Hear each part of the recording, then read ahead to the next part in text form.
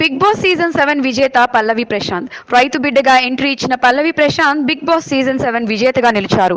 Title కైవశం చేసుకున్నారు. ఈ season లో 20 మంది కంటెస్టెంట్లు పోటీ పడగా అర్జున్ కళ్యాణ్, ప్రియాంక, యావర్, శివాజీ, అమర్దీప్, పల్లవి ప్రశాంత్ టాప్ 6 కు చేరుకున్నారు. ఉత్కంఠగా సాగిన గ్రాండ్ ఫినాలే టైటిల్ పోరులో టాప్ 2 లో పల్లవి ప్రశాంత్, అమర్దీప్ నిలిచారు. చివరికి రైతు బిడ్డను నాగార్జున విన్నర్ గా ప్రకటించారు.